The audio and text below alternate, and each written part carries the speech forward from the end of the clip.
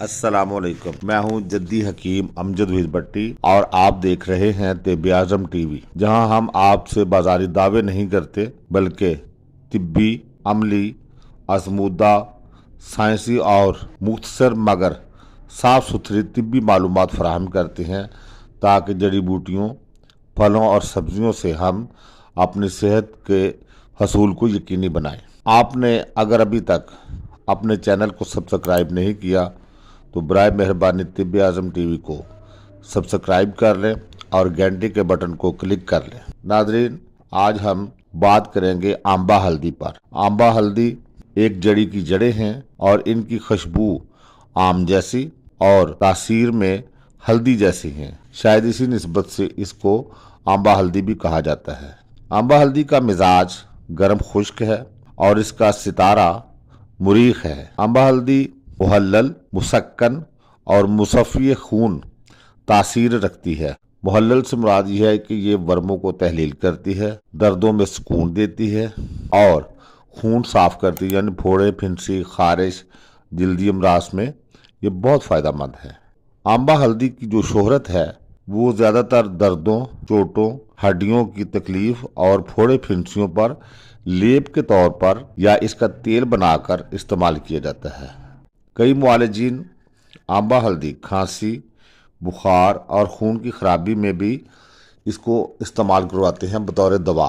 آمبا ہلدی چونکہ معدہ اور جگر کو طاقت دیتی ہے، ریا اور تبخیر کو خارج کرتی اور تحلیل کرتی ہے، بھوک بڑھاتی ہے، اور اس کی خاص بات یہ ہے کہ یہ جگر اور تیلی کے سدوں کو کھولتی ہے۔ اور جگر اور تیلی کے سدوں کو کھولنے کا مطلب یہ ہوا کہ یہ جگر اور تیلی کو بالکل صحت مند کر دیتی ہے اور بہت سارے مسائل سے بچا لیتی ہے۔ معدہ اور جگر کے ورم کو دور کرنے میں مفید ہوتی ہے۔ اگر معدے میں ورم ہے تو آپ کو السر ہو سکتا ہے، اور اگر جگر میں ورم ہے تو اس کو ہیپاٹائٹس کہتے ہیں۔ تو ایسی خطرناک اور تکلیف دہ بیماریوں سے نجات دلاتی ہے۔ آمبا ہلدی میں قدرتی طور پر essential oil, curcuminoids, starch, resin, flavonoids, minerals, calcium, potassium اور آئرن جیسی اہم اور صحت بخش اجزاء پائے جاتے ہیں۔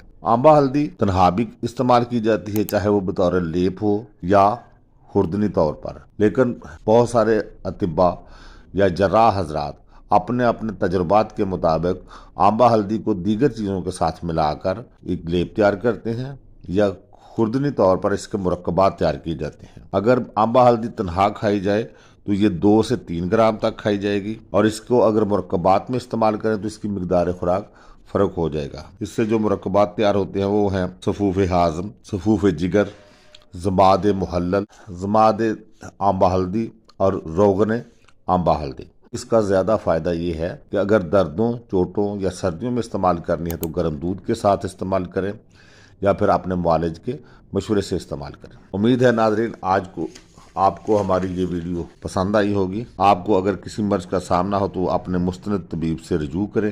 ہم سے رابطہ کرنا چاہیں یا کوئی بات کرنا چاہتے ہیں تو ویڈیو کے کمنٹس باکس میں لکھ دیں یا اسکرین پر ہمارا رابطہ نمبر چل رہا ہے۔ اپنا اور اپنے پیاروں کا بہت سارا خیال رکھیں، فطرت اپنائیے، صحت پائیے اور صحت کی حفاظت امانت سمجھ کر کیجیے۔ طبیب زندہ باد، پاکستان پائندہ باد۔ اللہ حافظ۔